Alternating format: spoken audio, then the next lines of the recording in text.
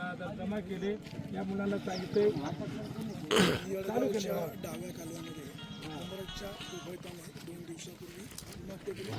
जलसंपदा विभागाच्या निष्काळजीपणामुळे मृतदेह शोधायला वेळ लागला। आज एक मृतदेह सापडलेला आहे। आपल्यासोबत उमरचे सरपंच ग्रामस्थ सोबत आहेत। कालचं आपण तुम्ही खूप आक्रमक झाले आणि उशिरा जलसंपदा विभागाच्या अधिकाऱ्यांना सांगितले ते आता पाणी कमी करतं। जर कालच पाणी कमी केलं असतं, बंद केलं असतं तर कदाचित सुदैवाने ती लोक जिवंत पण सापडली असते। वाणी साहेब हे जर परवाच्या दिवशी केलं असतं, काल दोन्ही बॉड्या भेटल्या असत्या आणि आक्रोश लोकांचा तो वाढला नसता। या दोन्ही सरपंचांनी परत महत्त्व म्हणजे काबाड त्या लोकांपर्यंत गेले, भूमिका मांडली सगळ्यांनी, त्याच्यामुळे आज पाणी तरी बंद केलं, एक बॉडी सापडली। हा जर परवाच्या दिवशी कार्यक्रम केला असता तर या बॉड्या लांब न जाता इथेच भेटल्या असता आणि हा विषय मिटला असता। यांनी प्रत्येकाला असं सहकार्य करावं हीच आपली भूमिका आहे। लोकप्रतिनिधींनी याच्यामध्ये पुढाकार घेऊन हा विषय मार्गी लावणं अपेक्षित होतं। तुम्हा सगळ्या मंडळींना धरणावर जाऊन आंदोलन करावं लागलं, हा मनस्ताप लय मोठा मनस्ताप आहे। पुढच्या वेळेस जर असं झालं ना याची भूमिका लय मोठी तीव्र होणार, पण यांनी या भूमिकेपर्यंत जाऊ नये, लोकांना सहकार्य करावं। माणूस मेल्यानंतरही तरी त्याला सहकार्य केलं, जिवंतपणे सगळ्यात हे एवढे जर मोठ्या उद्योगातून जर काही सहकार्य करत नसेल तर त्याचा फायदा काय, खालच्या गरीब माणसाला फायदा काय, हा प्रत्येकाला याची कल्पना कळली पाहिजे। आता तुम्ही काल धरणावर गेले, अधिकारी ज्या पद्धतीने उर्मटपणे बोलले, तुम्ही म्हणजे हे धरणं काय तुम्हाला आत्महत्या करायला आहे? बरोबर तुमच्या आमच्या वरिष्ठ अधिकाऱ्यांना भेटू द्या। ते नामदेव साहेब म्हणाले तुम्ही मग पुण्याला जा। बरोबर म्हणजे लोकांनी इथं आक्रोश आहे अशा पद्धतीने अधिकाऱ्यांनी उर्मटपणे बोलणं चुकीचं आहे एकदम। अहो एका अधिकाऱ्याने तर चक्क आम्हाला सांगितलं तुम्ही सकाळपासून झोपले काय, सरपंच उपसरपंच तुम्ही करता काय सकाळपासून, आता रात्री तुम्ही आम्हाला फोन करताय। अधिकारीचं मला नाव पण त्यांनी मला सांगितलं तुम्ही सकाळ, अहो कमी ते दोन्ही सरपंच पाटाला फिरत होते, चेक करत होते, तो खुर्चीवर यायची त्या खुर्चीवर बसून आम्हाला सांगतो तुम्ही काय करताय। जर अशी उर्मट भाषा जर होत असते तर साध्या गरीब माणसांनी किंवा साध्या माणसांनी करायचं काय? सरपंच बोला ना तुम्ही काय करायचं, तुम्ही काय सांगाल? प्रसंग अतिशय बाका आहे। दुर्दैवाने 2 दिवस जलसंपदा विभागाने पाणी न बंद केल्यामुळे आज त्यांना उशिरा जाग आली, पाणी बंद केलं। महिलेचा मृतदेह सापडलेला आहे, परंतु त्याच्या पतिराजांचा मृतदेह सापडलेला नाही। लोकप्रतिनिधी असेल, जलसंपदा विभागाचे अधिकारी असेल, म्हणावं असं त्यांच्याकडनं सहकार्य मिळालं नाही। लोकप्रतिनिधींना संपर्क करण्याचा प्रयत्न केला, 3 वेळा फोन केला, त्यांच्याकडून उचलला गेला नाही, कदाचित ते कामामध्ये असतील।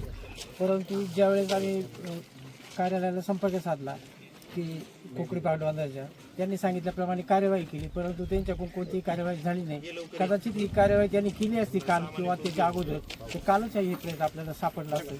हे प्रशासनाचा अतिशय म्हणजे चाललेली जी बाब आहे ही सर्वांच्या विचाराला हे करणारी आहे।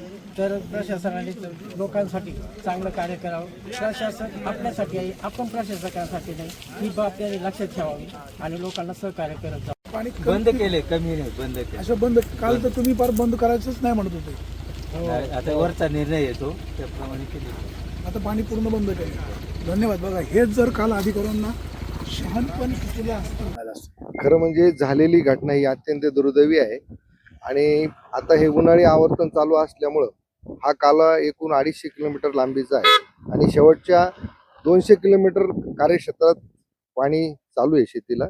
आणि एकदा घटना घडल्यानंतर अनेक आपल्याला बंधनं येतात आणि तीच बंधनं आपल्याला इथं आली आणि आपल्याला प्रथमतः आपण प्राथमिक प्रयत्न करून आपल्याला ती मुलं मिळून जातील अशी धारणा होती, परंतु 24 तास गेल्यानंतर सुद्धा ते न मिळाल्यामुळं स्थानिक लोकप्रतिनिधी सर्वांचं आणि ग्रामस्थांचा जो भावना विचारात घेऊन आदरणीय कार्यकारी संचालक आणि अधीक्षक अभियंता मॅडम यांच्या सूचनेनुसार आज आपण कार्यवाही केली सकाळी आणि दोन्ही मुलं आपल्याला मिळून आलेली आहे।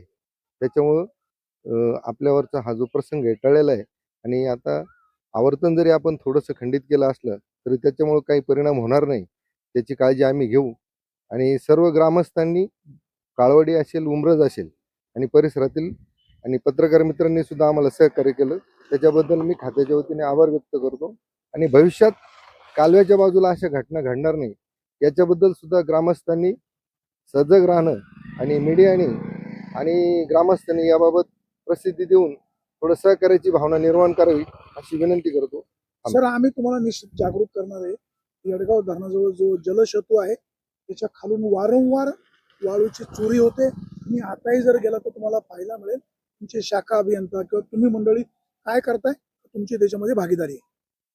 खरं म्हणजे वाळू हा विषय आपल्या खात्याकडे नाहीये, तरी सुद्धा आमच्या काही निदर्शनास आलं तर आम्ही संबंधित विभागाला याची माहिती देऊ आणि निश्चितपणे ते कार्यवाही करतील अशी अपेक्षा आहे. सर मी महसूल विभागाशी बोललो, ते असं म्हणाले तर असं काय होत असेल तर स्थानिक तलाठ्याला त्यांनी सांगून त्याचा पंचनामा केला पाहिजे, आम्हाला कळवलं पाहिजे.